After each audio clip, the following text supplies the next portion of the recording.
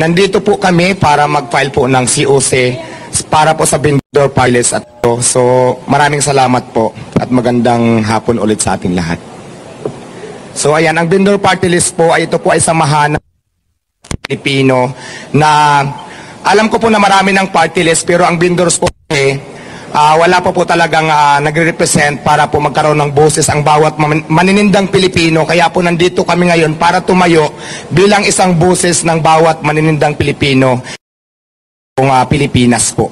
So, ang kasama ko po ay ang aming founding chairman. Nandito po sila. Kasama namin si Tita Malolipana, Sir Lawrence Pisigan at si Ma'am Cheryl. Ayan, ang advokasya po kasi ng vendor party list ay tulungan iangat ang bawat maninindang Pilipino. So, yun po. Magtatayo kami ng kooperatiba para na kung saan mas hindi mahirapan lumapit yung bawat maninindang Pilipino.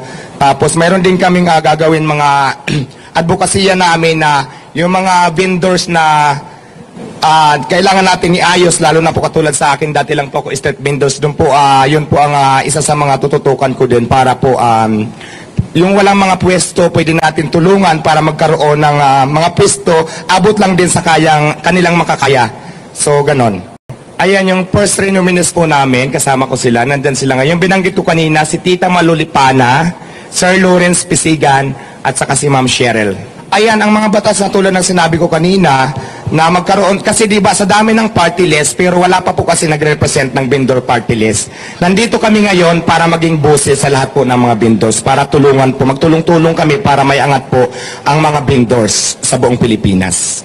Ma'am, base kasi sa mga karanasan ko, siguro naman maraming nakakakita dito sa social media kung paano ako may paglaban bilang isang vendors. Noong nakilala ko po si vendor party list, talagang hindi ako nag-atubili na sumama sa kanila para ipaglaban ang karapatan ng bawat maninindang Pilipino. Nang intensyon lang naman namin ay mabuhay ng patas na ito lang yung kaya namin gawin. So yun po, maraming salamat.